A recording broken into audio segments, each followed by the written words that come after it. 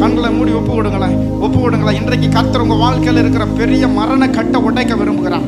நீங்க சின்ன விஷயம் நினைச்சிட்டு இருக்கிறீங்க, இது மரணத்துல கொண்டு போய் முடியும். மரண கட்டை கர்த்தர் உடைக்க விரும்புகிறார். விசுவாசிக்கிறீங்களா?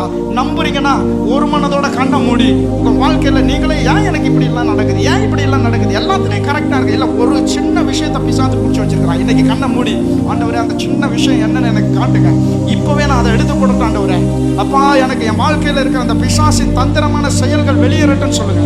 இயேசுவின் நாமத்தினால, எங்க பிள்ளைகளுடைய அறிக்கைகளின் பேரில், இயேசு கிறிஸ்துவின் நாமத்தினால, கர்த்தராகிய இயேசு கிறிஸ்து எங்களுக்கு கொடுத்திருக்கிற அதிகாரத்தின் பேரில் நாங்கள் ஒருமனப்பட்டு பிள்ளைகளுடைய வாழ்க்கையில சமாதானத்தை கெடுத்து கொண்டிருக்கிற அந்த ஆவி, இயேசுவின் நாமத்தினால சமாதான கேட்டை கொடுக்கிற ஆவி நாமத்தினால கடிந்து கொள்றேன். பலவீனப்படுத்துற ஆவி ஸ்தோத்திரம். அடிக்கடி அடிக்கடி பலவீனம், அடிக்கடி பலவீனம், அடிக்கடி பலவீனம், அடிக்கடி அபாயம், அடிக்கடி விபத்துக்களை கொடுக்கிற ஆவி உன்னை இயேசுவின் நாமத்தினால கடிந்து கொள்றேன்.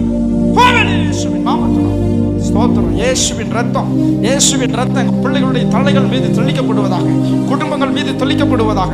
இயேசுவின் நாமத்தினால ஷாலோம், இயேசுவின் நாமத்தினால சமாதானம் உண்டாவதாக, இயேசுவின் நாமத்தினால சமாதானம் உண்டாவதாக.